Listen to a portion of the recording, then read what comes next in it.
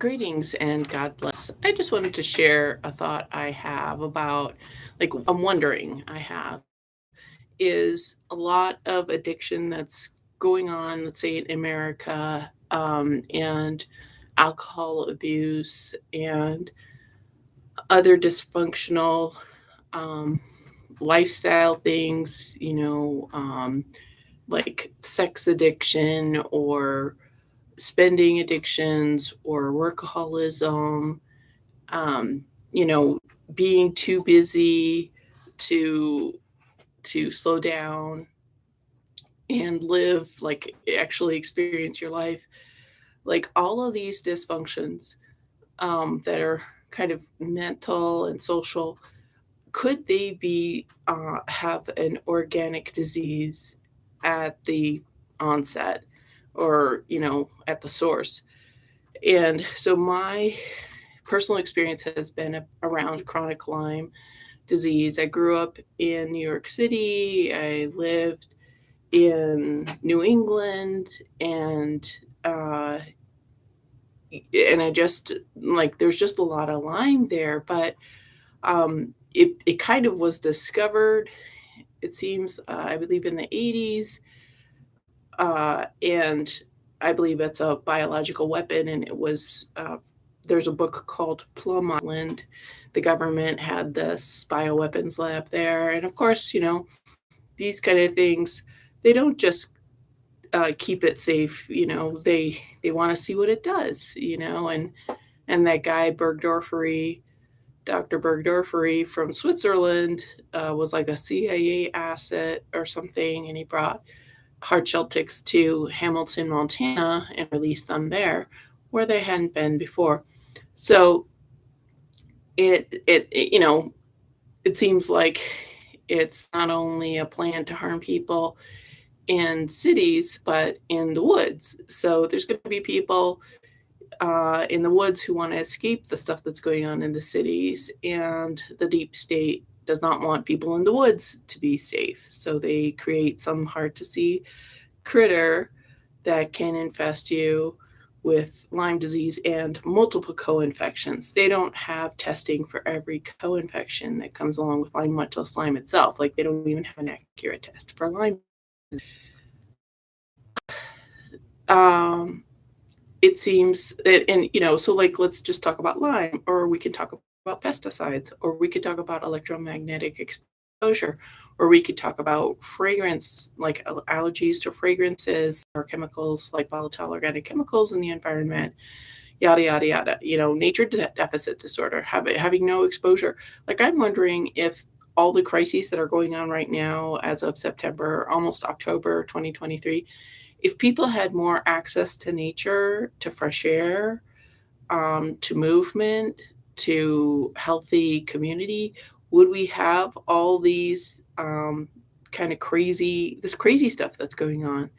This crazy stuff that's being shoved down our throats, shoved literally down little children's throats and up other orifices. Um, so, so my thought, and I'm wondering if that's why people are addicted to drugs and alcohol and et cetera, et cetera, et cetera, is because they have some untreated biological disorder that turns into a neurological disorder. And of course, once a practitioner gets comfortable, they'll talk about, doing this kind of treatment, that kind of treatment to heal the body. But once they become more confident, they will talk about a spiritual component as well. They always do, if they're decent, because there's this psycho spiritual part that seems to fix things. Like if there's just a superficial issue, if you just skin your knee, you don't necessarily go into a spiritual crisis. But when your autoimmune system attacks itself constantly for 30 years, you're in a spiritual crisis. So the Bible says we fight not flesh and blood, but principalities in high places. Now, I started off saying that Plum Island was a government funded bioweapons lab. Now, so the government, that's something in a high place. And it's certainly not like, you know, what we assume to be government. Why would a government spray a bioweapon or, use a bioweapon against its citizens. So it's a deep state. So it's even a darker, higher, more hidden place. And if we look into the supernatural, um, like evil beings or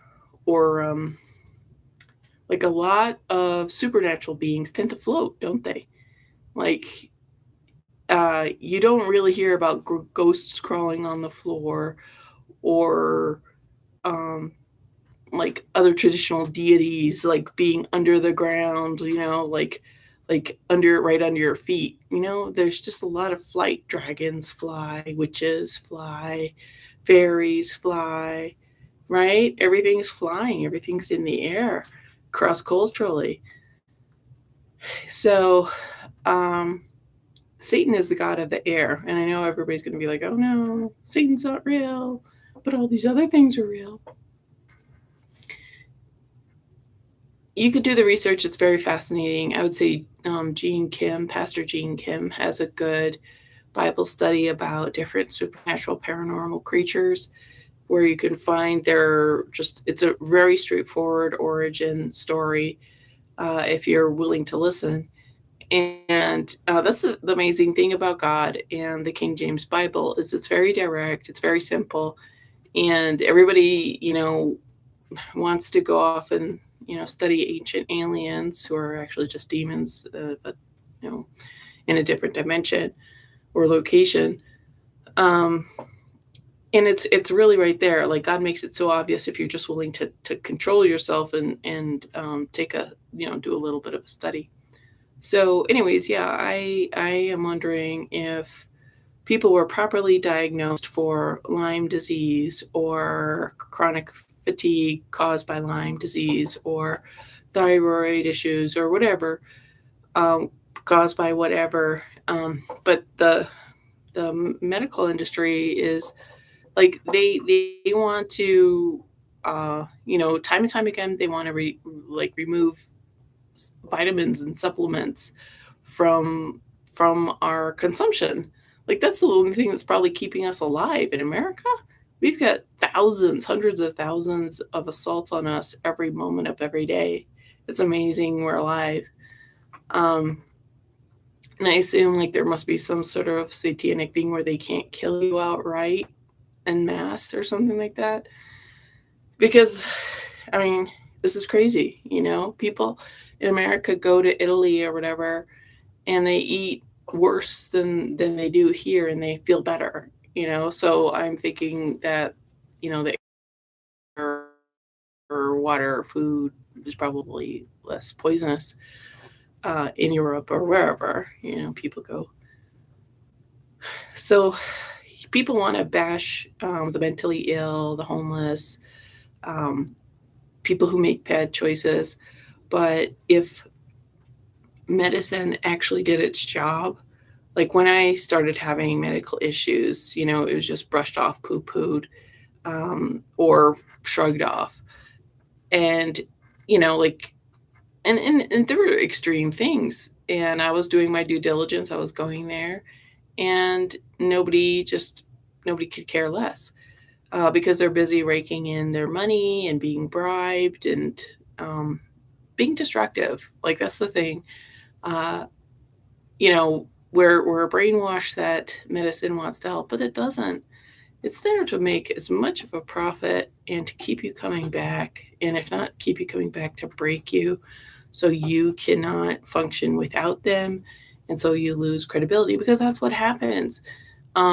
People who are in the system, who work for the system, bash the homeless or the mentally ill who don't want to be in the system. But the thing is, to be in the system it's not like if you're starting up a business and you contact your local, you know, um, like city to get a license or whatever, everybody's on the ball, ready to take your money, you're, for an overpriced thing. Um, like when you're going to buy a car, and you're like, any price, they'll take your money as fast as possible. If you're going to buy drugs, they take your money. They don't do this weird like lose your documents and make prolong it for 5 weeks or 6 months, right? Um, so even corrupt people are capable of being efficient. And, what I'm saying is that there's a lot of corruption and there's a lot of gaslighting of people who are actually trying to be responsible, even though they're imperfect, because we're all imperfect. Uh, and yeah, and instead of blaming the individual, everybody wants to blame the individual. But people go to doctors or people talk to people, and if there was more support for legitimate health concerns, and if there was more information and tools that were reasonably priced within the price range, people wouldn't be as sick and addicted as they are, I think. Because if we took, if we were back, like if we were back in 1923 or 1823, all the people who are horrendously sick and crazy and homeless right now, if we were back in 1823, and putting everybody in their social groups and societal times, there'd be like I'd say 99%. Everybody would be much healthier, happier, saner, and better functioning. And I'm gonna add one last thing. America is built on pioneers and frontiermen and these hunters and trappers and these individuals who went out into the wild and built a little house or whatever. And everybody bashes the. I mean, I certainly don't want to hang out with mentally ill homeless people who have their tent right on the sidewalk and you know obstructing my ability to walk. So I don't like that. But these people are living the most horrible life, but they're living. And this is how the frontier people, the pioneers did it, because the pioneers didn't have a hotel that they could pay $300 a night for, right? They were in their little covered wagons or camping, off of, right next to their little fire on the ground. Um, so, having to defend themselves from bears and lions and whatnot. Um, so Uh, I think we need to not, bash people who are looking the worst and acting the worst. There's so many people acting up right now. There's all this, the whole Karen thing and other stereotypes that are showing up online. And I think, the lockdowns are bringing out the worst in people. I think poverty brings out the worst in people. When poor communities, like people who live in buildings, where it's poor. There's a lot of roaches or bugs there. It's a bad building with bad building materials, and then they spray all these toxic insecticides that are harming the people that live there, and nothing is done about it. You know, Nothing is protective, or regarded as important when those people are living in those buildings.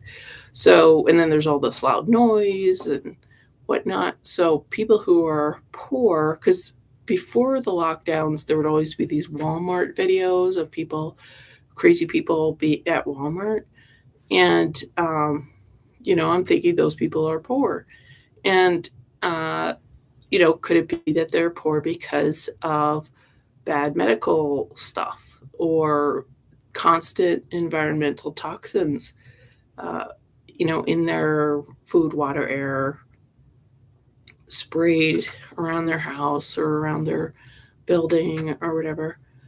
So, we brainwash ourselves that America has the best medicine, but clearly we don't. I mean, even well-off people are obese.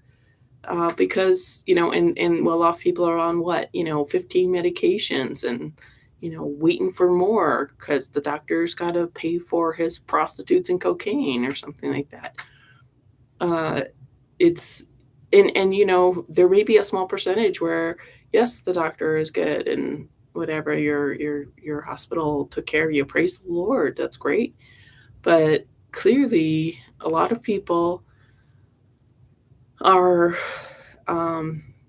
just uh, like under assault and by the government who's poisoning people, poisoning the we the people, and medicine is not helping matters and making things worse because people are going to doctors. Why do I feel so tired? Doctor's like, oh, you just need to, stop eating junk food and exercise. And that's not what's going to happen. Like we have all these electromagnetics and all these toxins in the air and toxins off gassing from our chair or our mattress or our car or whatever.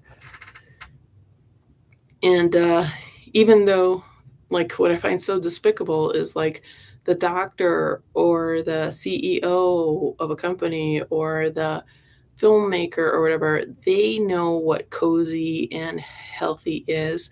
They're not exposing themselves to all sorts of toxins, and they eat organic and they take vitamins, but they don't consider the assaults that people are exposed to who don't have that income to eat organic, to live in a healthy home, and so forth. So, anyways, yeah, I mean, I'm not saying I like the crazy people, and I don't like homeless people living on the sidewalk and sleeping on the sidewalk and making it so I can't walk.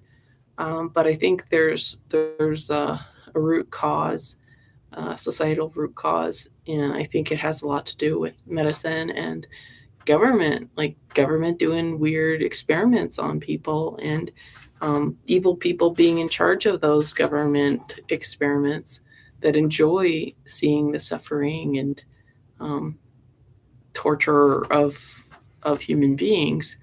And that's why I believe in Jesus, because um, he came to set us free. He knew this was going to happen, and things are pretty bad, it seems to me. So those are my thoughts. What do you guys think? God bless.